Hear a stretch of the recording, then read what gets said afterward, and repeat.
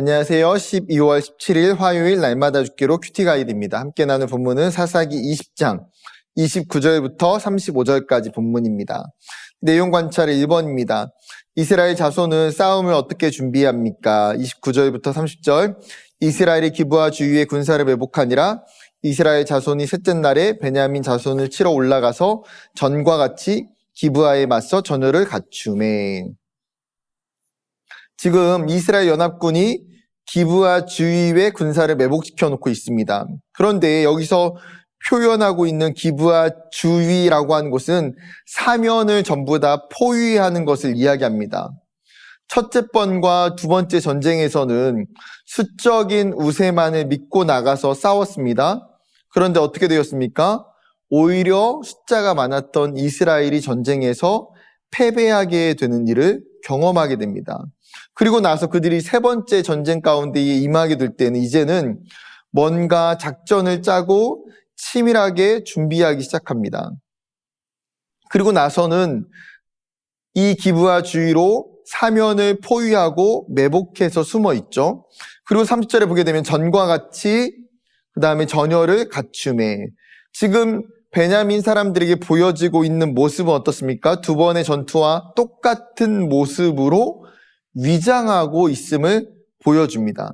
그러나 실제로 29절에 이야기하는 것처럼 그들은 매복하고 있다가 전쟁에 싸우려고 준비하고 있습니다. 두 번째입니다. 상황에 따른 베냐민 자손과 이스라엘 자손의 반응은 어떠합니까? 31절과 32절. 베냐민 자손이 나와서 백성을 맞더니 꾀임에 빠져 성읍을 떠났더라. 그들이 큰 길 곧 한쪽은 베델로 올라가는 길이요 한쪽은 기브아의 들로 가는 길에서 백성을 쳐서 전과 같이 이스라엘 사람 30명 가량을 죽이기 시작하며 베냐민 자손이 스스로 이르기를 이들이 처음과 같이 우리 앞에서 패한다 하나 이스라엘 자손은 이르기를 우리가 도망하여 그들을 성읍에서 큰 길로 꿰어내자 하고. 지금 베냐민 자손들은 똑같이 전쟁에서 임했는데 이번엔 어떻습니까? 이스라엘이 작전 가운데에 속아서 성을 비워두게 됩니다. 지금 이스라엘 군인들이 이 베냐민 군사들과 싸우기 위해서 그들을 유인하고 있는 것이죠. 자신들을 쫓아오게 만듭니다. 쫓아오게 해서 어떻게 합니까? 그 성읍을 비우게 하는 것이죠. 그래서 베냐민 사람들은 실제로 이스라엘이 도망하여 달아나는 것으로 생각하고 그들을 쫓아갑니다. 그러나 그것이 무엇이었습니까? 이스라엘의 작전이었고 그들이 성읍으로 돌아가지 못하도록 퇴로를 차단하기 위해서 이미 준비하고 있었습니다. 세 번째입니다. 베냐민 사람들은 무엇을 알지 못했습니까? 34절. 온 이스라엘 사람 중에서 택한 사람 10,000명이 기브아에 이르러 침에 싸움이 치열하나 베냐민 사람은 화가 자기에게 미친 줄을 알지 못하였더라.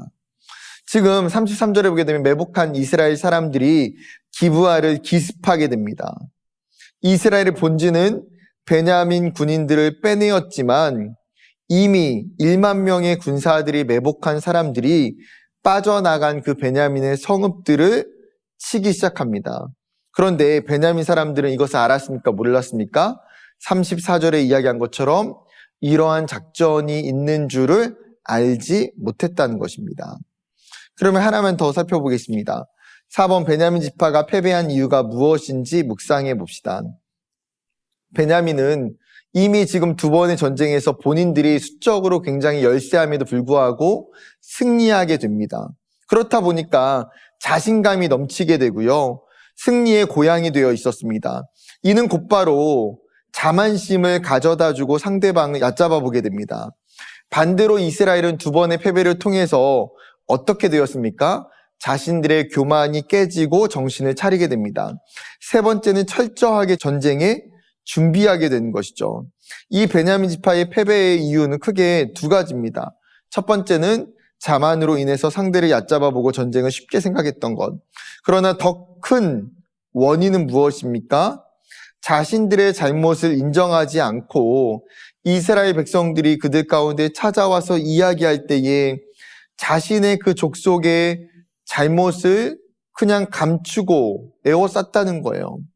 정직하게 자신들의 악함을 드러내지 않았기 때문에 그 결과 이 전쟁에 결국에는 패하게 됩니다. 즉 결국 죄악은 반드시 무너지고 심판이 임하게 된다는 거죠. 죄악을 그냥 쉽게 넘어가게 될 거라고 하는 오만과 교만의 마음을 우리 가운데에도 동일하게 갖기가 쉽지만, 사랑하는 여러분, 오늘의 본문을 통해서 우리가 어떻게 해야 되겠습니까? 영적으로 깨어 있어야 됩니다.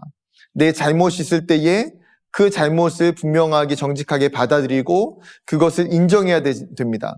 그렇지 않을 경우에는 나의 죄악이 분명한 결과로 찾아오게 된다는 것을 우리가 오늘 말씀을 통해서 깨닫는 저와 여러분이 되기를 주님의 이름으로 축복합니다. 감사합니다.